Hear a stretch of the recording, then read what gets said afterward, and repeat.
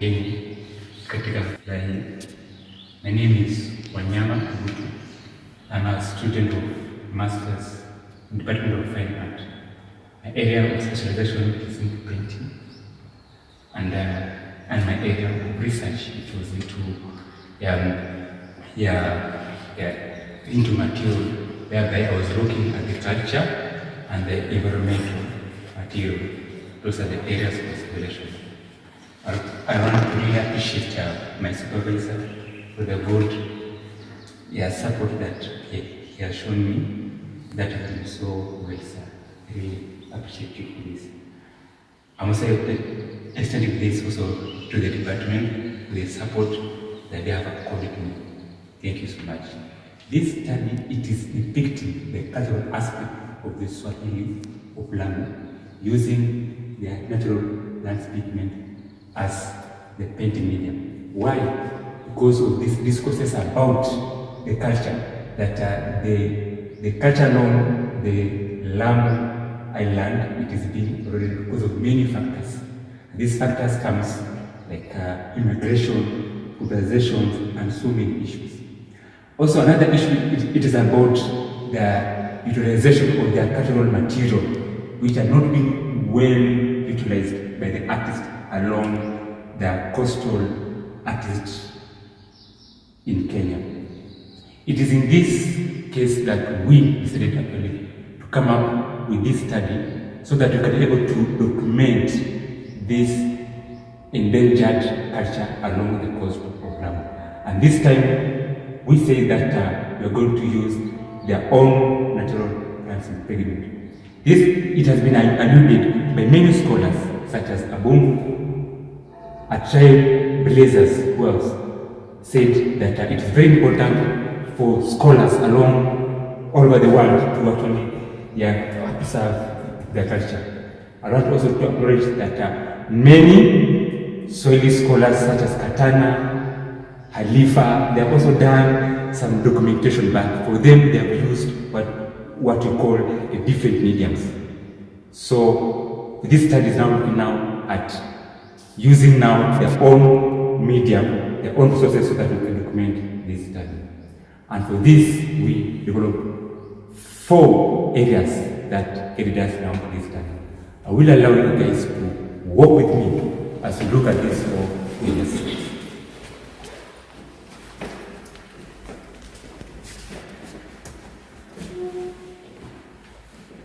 So, what getting us at 4 areas? One area is about now identifying this culture and the resources of the soils of Lamu. Then after we have identified it, we were supposed now to derive the compositional design now from this culture. Another way is to establish the suitabilities of the materials and the binders through experimentation, so that we can now find out now the different binders, the different surfaces for suitability. Then after we've done all that one now, we're supposed to now do what? To now use now those pigments now for painting. We traveled 5 kilometers from Nairobi to the Lamu. This is the Lamu here. We traveled the Lamu County and we settled now in this Lamu island. So here is where we are now focusing now, getting the cultural aspect and even the natural plant pigment that are used by the soil. When we were there, what we did is this one, that we developed our questionnaires that we gave people to actually answer. We took photographs, and in some cases we also doing some quick sketches so that we can be in line with their culture. We divided our culture, which is 4A, into thematic description. So here we have architectures and site, body decoration, we have card engravings. All these sites, it is now a thematic description of the Swahili of the Lamu.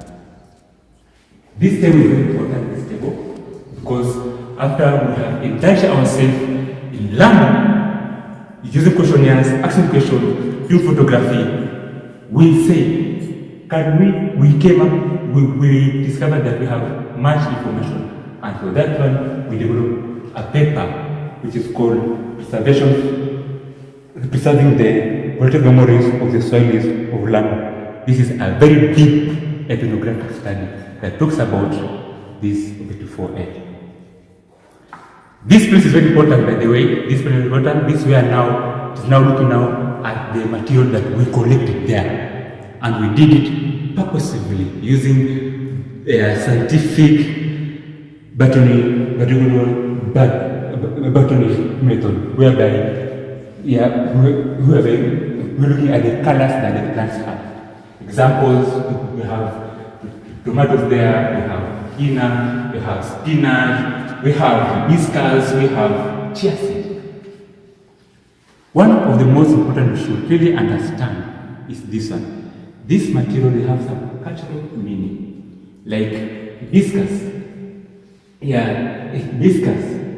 Turmeric. These are used as a herbs for the body treatment. If you look at the tomatoes, masalas, they're used in the Swahili as the cuisines and food, whereby people are using it. If you look at even the beetroot, it is the food for the donkey. And donkey is one of the most important cultural aspects in the soil when you look at this thematic expression. So this place, this is where now our research now was anchored. It is here. So we will now have the material. So after we have collected now the material, we went now to another objective, whereby here we are now extracting. And remember that we are extracting into the Department of the Fine Art and even at the MPRC, there.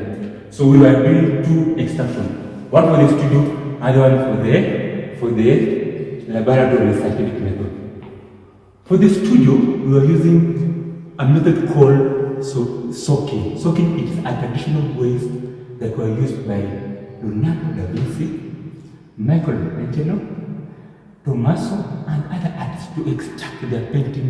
Using a traditional method: soaking, grinding, fermenting, heating, alcoholism, all these things. Those methods were used by these artists. Currently, some artists are using it, but because of so many so much work and disadvantages, that's why it is underutilized. As you see here, these are the tools and materials that we use for soaking. These are the extracts that were kept from soaking. These are the processes. Then we realized that we need to do what we call triangulation. And the triangulation, it is a method whereby you verify the first experience and second experience. In this triangulation, we realized that at the Department of Fine Art, we have what you call a scientific ways of extracting pigment, which it is extracted maximally. And this method enabled us to get a maximum pigment from those processes. These are tools and materials we were using there for the triangulation. These are now those high-tech machines at the MPRC. This is very important. This one, when you connect it to the electricity, it produces some ultraviolet waves, which disturbs the nucleus of the pigment and gives it many colors. This is just modern, but this is a tool called success. This success, it is a traditional way. It is a traditional way of extracting alcohol, distilled alcohol. But this it is now modern. So here you put the alcohol here, you put here some pigment, then you heat with a certain temperature, then it comes here, it falls here, then this one comes here. After some time you get your pigment here. There's another method which I'm supposed to use, but because of time, we never got it. It's called immersed. We'll discuss this next time for that immersed. So after you have extracted, these are now the pastes that you've extracted. the paste, we can even look at it, the paste, we started. These are now the watercolors we started. We have our pigment. Then what next we need to do is now to find out now how we can now test now these surfaces using these binders. We purposefully selected the surface like ginger ivory, red canvas, cotton, as you see here. And these are the binders that we also purposefully collected. We have we have water, we even have an alcohol.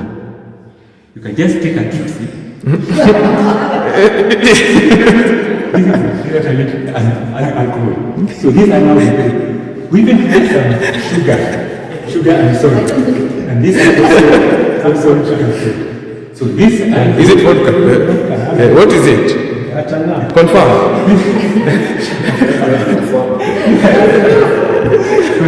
It's not that.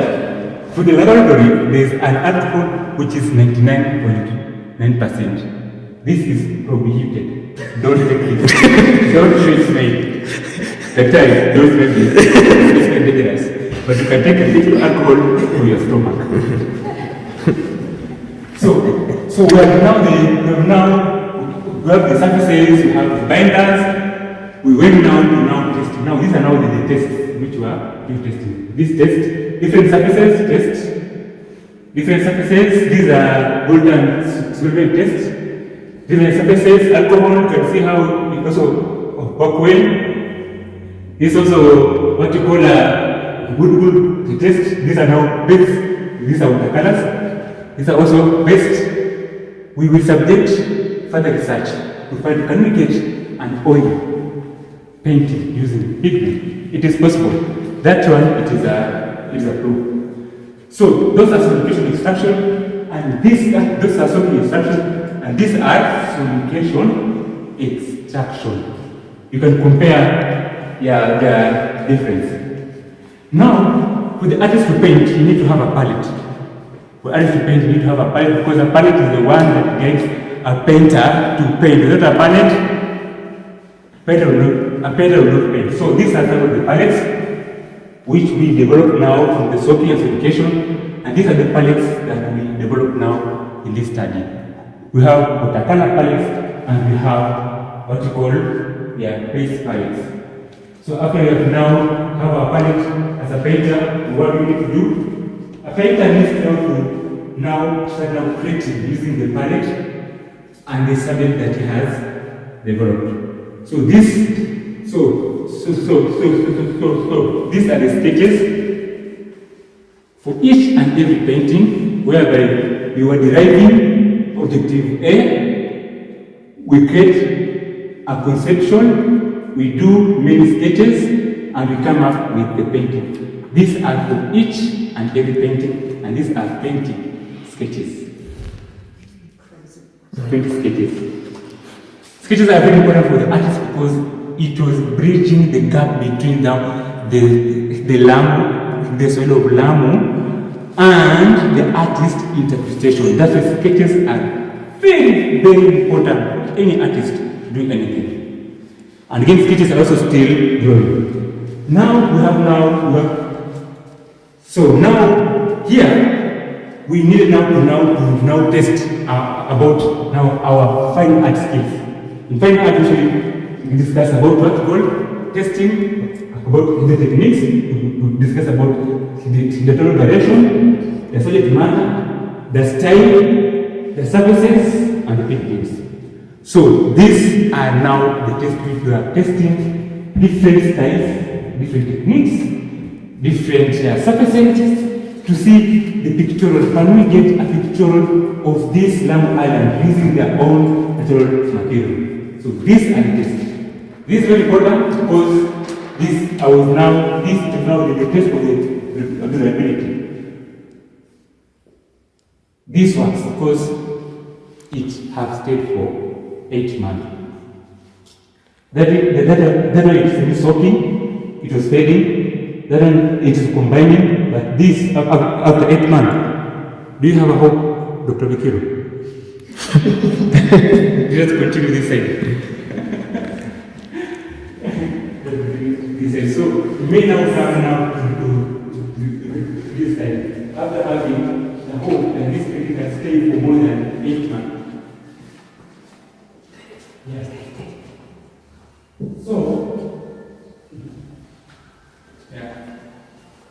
So here is where we are now producing depiction. It is depiction, not paintings, by the way. Depiction because we are using a material, the surface, to depict this what we call this history about Lamu. This is about Lamu. So these are called depiction. So these are the categories for each and every painting. This box, it was very important. It's called the box because it was preserving the depictions from any external interference. Can we take our painting now? Depictions. Depictions. So, depiction 1, depiction 2. Remember, different surfaces, different style, different techniques, different ideology about Lamu, guided by objective 1. I will let you to just enjoy.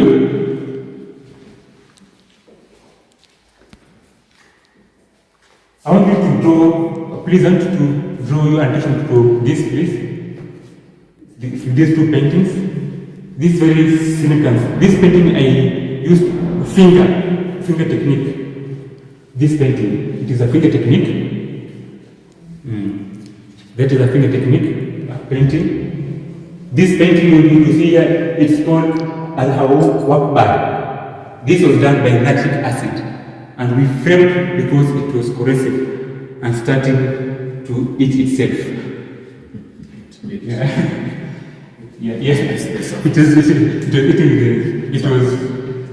was draining the surfaces. Yes.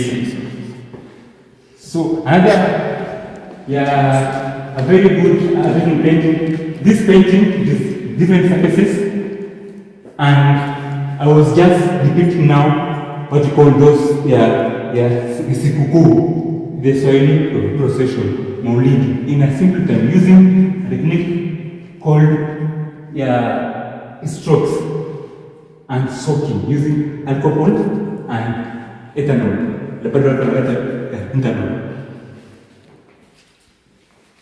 There's a good painting here that I want to draw for you and attention. This is called Mabofu. This Mabofu, it was made by a technique called fragmentation, using the remnant of the extract after squeezing, after what? You fragment it using alcohol so that I can bring that an inspection of the ruins. Then I went on and burn it because it is also historical.